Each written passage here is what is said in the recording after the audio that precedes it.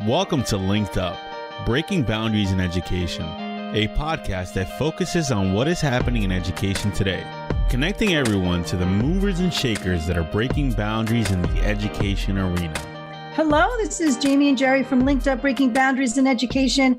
Jerry, last weekend I was talking to my niece, and she's a first grade teacher, and she said that she loves her little kiddos, but they are struggling and she is struggling and like she never has before. Now, first grade is always challenging, right? Because you have so many different levels of students. Some are still learning their letters. Some are reading astronomically well.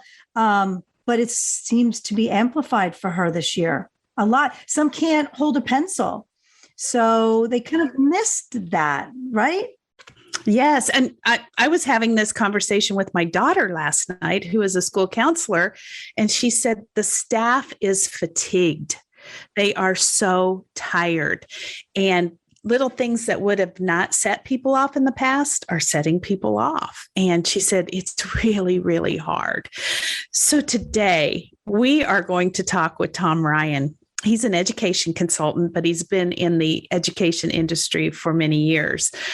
I was in a session of COSIN with Tom, and he started talking, and I was captivated by the things he was saying about the topic of we're all back in school. We're kind of where we all want to be, but this is the toughest year yet. And as you think about it, how many things are playing into this? So we are excited to have Tom here to talk about this phenomenon. It seems like we've gotten to where we want to be, but it's harder than ever. So Tom, first of all, tell us a little bit about your past, your education responsibilities you've had and what you're doing now, and then we'll get into this topic. Okay, well, real quickly, I just last July retired from the Santa Fe Public Schools as their Chief Information and Strategy Officer. Before that, I was with the Albuquerque Public Schools, which has about 90,000 kids, for 31 years. A principal, then got into instructional technology, then became the CIO for that school district. And interesting thing, my wife, who's a teacher, told me after I took the IT position that I was using words and language that she wasn't connecting with as an educator. So I went back and got a PhD in curriculum instruction so I could make sure I had the bridge and I didn't lose my perspective of what was happening in our classrooms. I'm also on the COSIN National Board and a lot of things with the Council of Great City Schools and their IT. And as a consultant, I review school districts and help them put together a strategic leadership plan, leveraging the technology to improve instruction, operations, finance, look at security and things of that nature. Absolutely. And in the conversation we were having with COSIN, you were saying that you do have contact with a lot of administrators, and you were hearing from them that this is the toughest year yet. Can you tell us, what do you think is playing into this? What's causing this to happen? Well, it is a tough year, and we need to recognize it's a tough year because it's not over. And as Jamie said with her example from my two daughters, I've got a third grade and a fifth grade teacher, and just touching base with them, what are the challenges, et cetera. And then with all the other IT organizations and leadership, it's one person described it as we're running a marathon at a sprint pace, and we're not done yet. And so there doesn't seem to be an end to this sprint for the marathon that we're doing. And I think that the results of COVID, the quick changes that have to happen, the decisions that have to be made by our political leader, and then changing those decisions, the impact of the political process getting involved. So now we've got people that don't even have kids in school coming to school board meetings, and it has just put school districts into this command and control where the cabinet is now focusing on all of these individual fires that are popping up. And And Cabinet's role in a school district isn't to deal with today. It's really to set the direction for the vision and move to where we're going tomorrow. And then your C-level staff, they're dealing with the fires that come up and push solutions up to leaders. And we've gotten into this command and control where Cabinet is involved in all, distributing laptops to kids or how much FaceTime, and they may not have those skills. But they got to have a decision because we're problem solvers and decision makers. So we make those decisions, and we're stuck in this command and control, and people don't feel like they have a voice. We saw that there's been a significant amount of turnover. We're working with a group of CIOs. We had 30% of the CIOs in the last 12 months have left, and there's new leadership, which confuses and takes away some bench strength that we've had. We're seeing the same exact thing with teachers. There's a tremendous amount of turnover in teachers, and there's not enough people coming up into the profession to fill a lot of those positions. Even bus drivers, a big crisis is having enough bus drivers to get kids to school. And so here you have the senior level administration trying to figure out and solve these big tactical problems, but they're not necessarily having the bandwidth, the time to address strategically the how do we get out of the problem instead of keep addressing each individual problem. I think this leads to teachers not feeling heard, that everybody's pushing change on them without knowing what the impact of that change is or hearing their voice and how to make it better.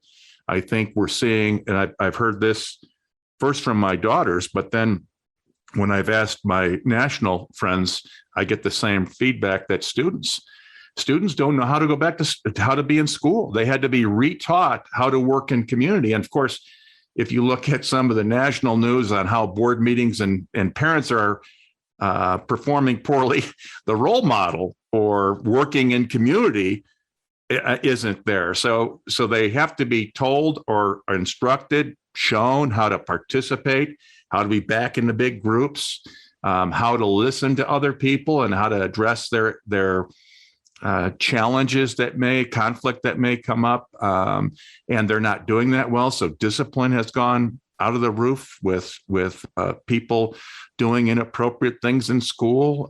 So that's created this negative environment. And I hear a lot of leadership teams talking about it, even in their teams. There's this negative toxicity that has the meeting starts turning about how bad things are and is there any hope for the future. And so we lose sight and worry about things we can't control but are influencing us, as opposed to what are those things that I can do today that are going to make a difference for tomorrow. So lots of change happening real quick and lots of different symptoms of that change that our school districts are feeling. Right. And I don't think everyone understands that there is all of this going on in the school building itself. And we've all heard COVID was a time for us to really make some changes and move ahead. But what I'm hearing you say is cabinets don't have the time to even think about the future because they're so in the weeds right now, trying to get through today and next week, that they can't think about what is this future going to look like for kids and education overall. It almost sounds like this marathon is more so on a track. We're going in circles because we're trying to put out these fires and continue to, and I hear this, my husband's a superintendent, and what you're saying, Tom, I'm hearing from him every night. There's always a new fire to put out. There's always some new situation that has to be dealt with. He also, I think, is fearful sometimes that the teachers are not feeling seen, heard, and valued at times, because sometimes decisions have to be made on the fly. It's a real struggle. And to your point, when we're constantly going in these circles, trying to put out these fires, the stuff that normally is being dealt with and pushing us forward in education has halted. And so, and you also mentioned the teachers and the students and how they have sort of lost those skills in collaboration. Plus, we're not able to use them. I was just talking with teachers yesterday, and they're still not able to get back to students working in teams. They still have their students in rows because they're wearing masks. They're still in rows. So how best to include collaboration that we need to do is being navigated. They're trying to figure out creative ways to keep that collaboration going, because they are, as you said, students have forgotten. There's this setback a bit in learning properly how to communicate with each other and collaborate.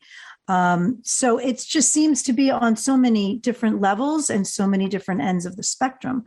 And this is why I think the leadership needs to go back to that. How do we pull ourselves out? And of course, you got mayors and community members and board members that are after you to get things done. And you're the one that you're superintendent. You've got to be responsible for it. And you've created an environment. We threw teachers into an environment and tried to make that fit the old model of education. So we're going to do it remote, but we're still going to have periods, or we're not going to look at what are the resources that a teacher needs when they're at home, multiple monitors and other technology. And then the technology is being on back order because everybody needs it all at the same time.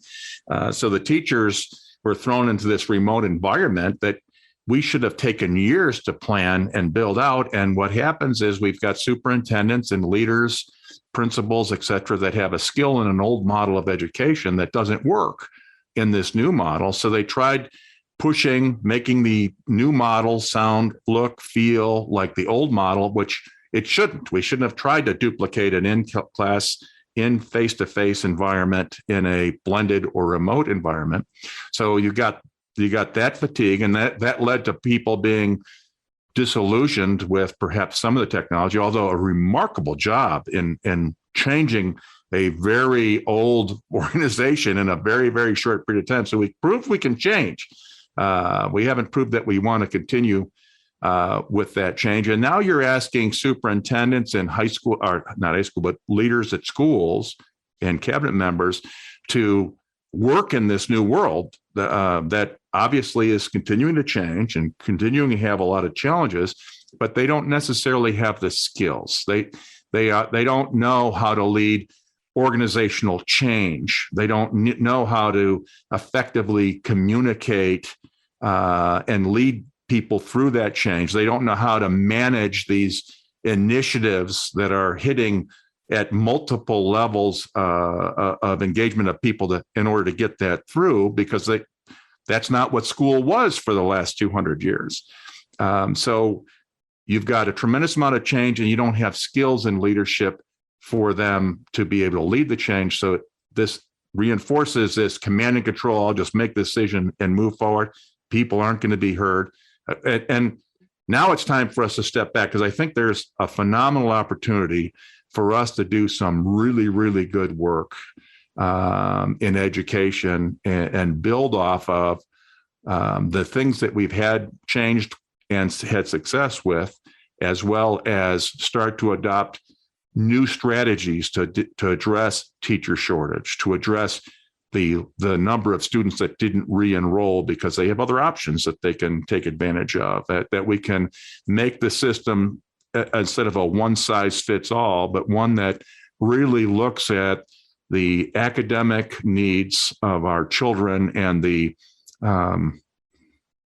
social needs of developing skills that a society is going to need, that's going to be more and more digital as we move forward. So, Tom, how can we help leaders develop these skills? Do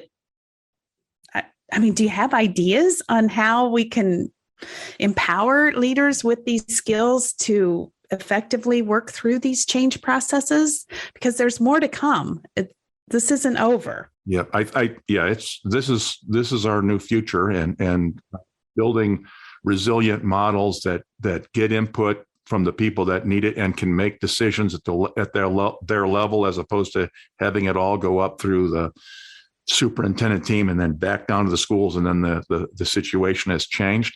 So this help pushing towards strategy sessions with leadership teams, and it has to be a separate meeting from the tactical meeting because the tactical will always overwhelm conversation, so that we got our C-level folks and this moving the solution closer to the people that are experiencing the challenge, right? Those people have the best advice.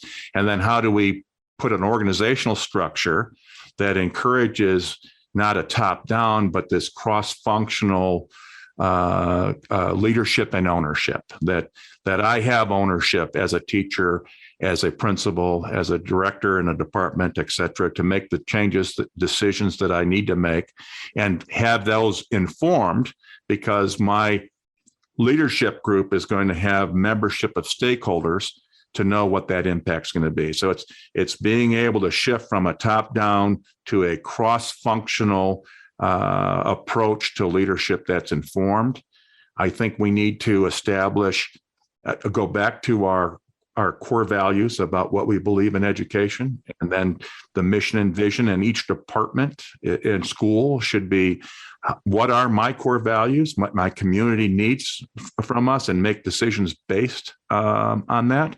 I think we need to then bring that into a roadmap that's based on performance, not activities, performance change that we want to see, and then be able to measure that over time, and then break that down into sprints. So we got, what did we do in this first quarter? What worked really well? What goals did we achieve, or steps did we achieve? Celebrate those wins. So we're making progress, right? We're not waiting for the end of the year. It's just too far away.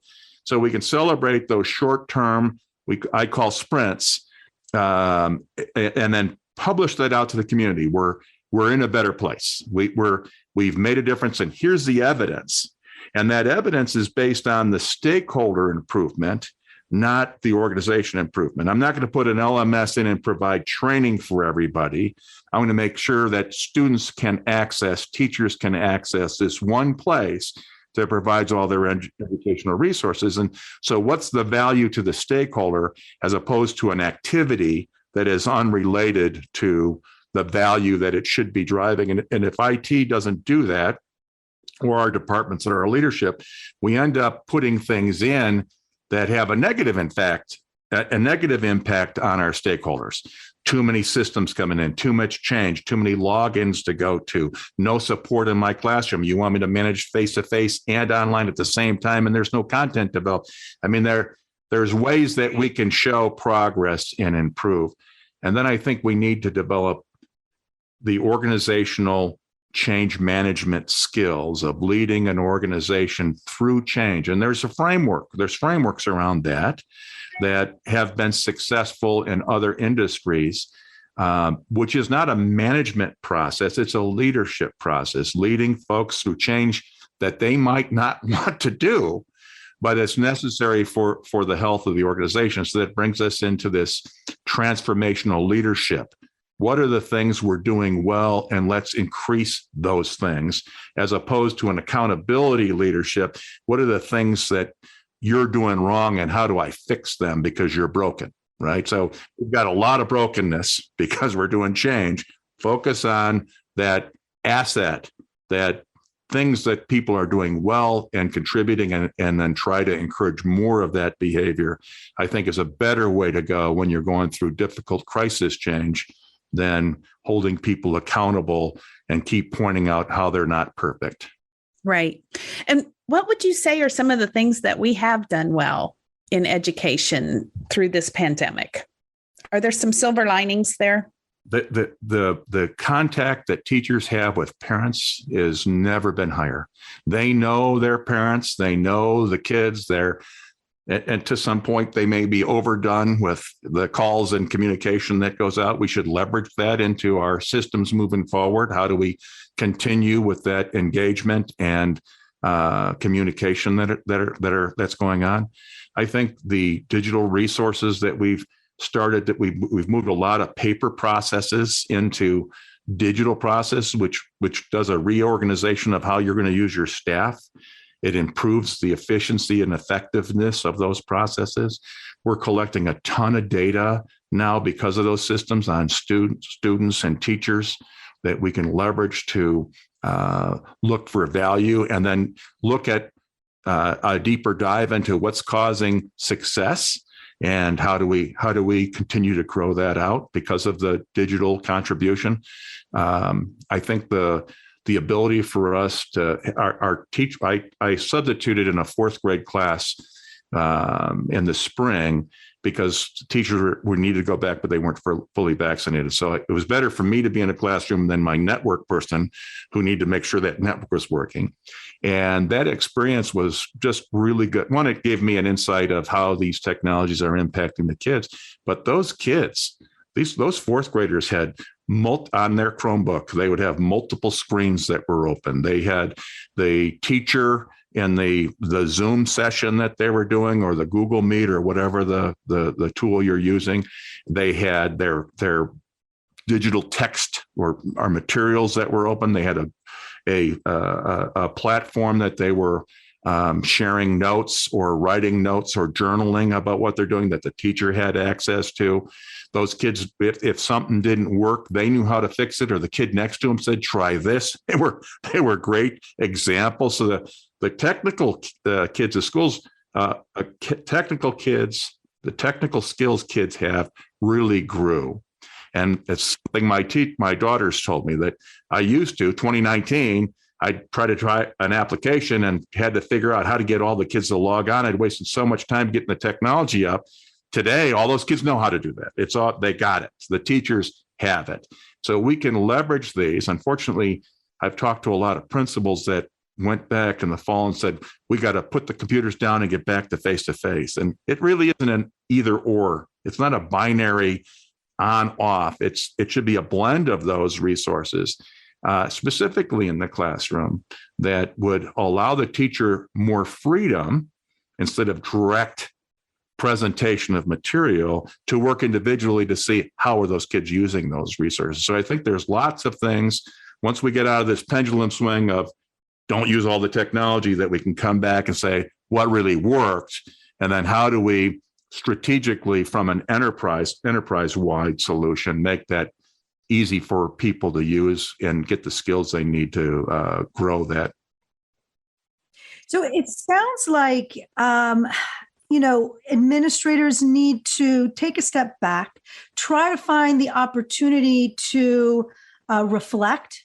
And as you mentioned, Tom, go back to looking at what their vision and mission is. So now, they're in this crazy cycle, but if they can find the time to be mindful and step back and reflect, and then go forward based on what they know their values are, and then chunk them. I think the sprints are super important. I think chunking what needs to be done, but with the input of stakeholders, is really important. And I think it would then help them to better put out those fires, because now they know they're on a path to getting back to where they need to be. And then can manage anything else. But it is about that, using leadership for that change management in the best possible way, and having the input from those involved to better, and getting the data from that in order to drive those important changes forward. Those great points, Jamie, that I've seen school districts make a decision on distributing devices that worked really well for high school, but didn't work at all for elementary. We just did one and done for everybody, and it just caused more problems. So it's the leadership's job to step back and provide strategy. And in that strategy, I think it's those cross-functional teams that have stakeholder input, so their voice is heard, and that allows them to respond much quicker, and they don't have to fix problems that they created. The only other thing I would add to that, as you chunk that out, as you mentioned, we need to celebrate the win. We need to take a look back at the last 9 weeks and say, did we move forward? Yes, we did. Let's make sure everybody knows. The board knows, the community knows, and most importantly, the people that are doing the work, they know that they made a contribution to our ultimate success. And here's evidence of that. So celebrating the wins, I think, is another key thing that leadership has to do in order for us to get out of this feeling like we're running ourselves to death. Yeah, and that's all part of being mindful about what they're doing, right? Because this way they can, close that out, celebrate it, and then, move on to the next. But I agree. I think that is so important. And a lot of times is not done because you always trying to get through. And you gave me a visual as you were talking about this. I almost feel like a lot of this happening is sort of like a tornado. And if the leadership can step back from that and then pull things out to save them and touch them up with goals that they are leading through, then they can chunk those out one at a time. Yeah. It's hard. It's very hard. There's a lot going on. It is hard, and it's never going to be easy. And so let's accept that. There's some things we have to accept that we're going to have a lot of in the next few years. We need to build plans that accept change is going to be constant, that staff turnover is going to be constant, that this COVID situation or flu situation or other things will be something that we need to plan for in the future. So it isn't a surprise when a leader leaves. It isn't a surprise when we don't have enough staff. It isn't because our plan recognized that's the hand that I was dealt, and I'm going to play it the best I can, as opposed to complain that I didn't get other cards in the hand that was dealt. Yeah, it's all part of change management, like you said. So, and it's, managing those expectations and being ready for them. Yeah, if we're not going to start that now, when do we start it? I mean, is it going to be next summer? Is it going to be? So it isn't a function of I'll do it when things calm down, because they just aren't. That's the new reality that we're in. So accept that. Pull yourself back so you can pull that stuff out of that tornado that's spitting by that you mentioned, and move the organization forward, because that's my job as a leader. Right. And I think accepting is so important, because so many leaders, parents, I hear so many people romanticizing, if we could just get back to the way it was. And it was not good. It was not perfect.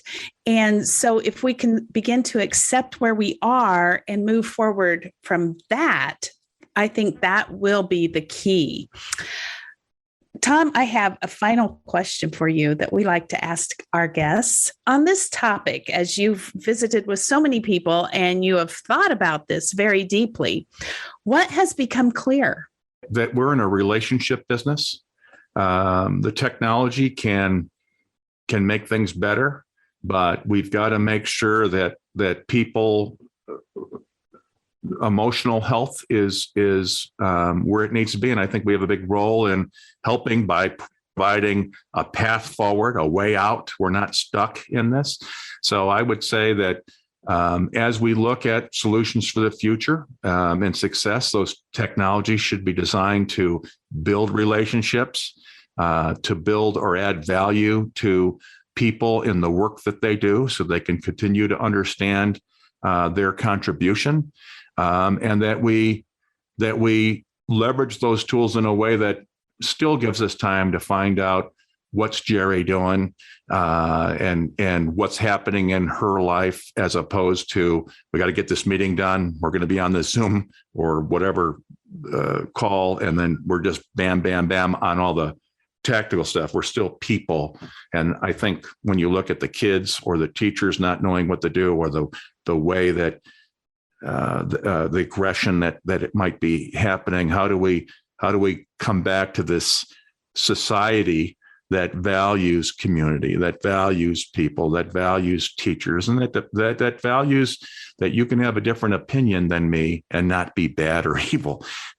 All of that is about relationships. And if you can't build relationships and trust, then you're not going to build a cohort of people that want to move forward and change. We definitely have a lot of work to do there as a nation.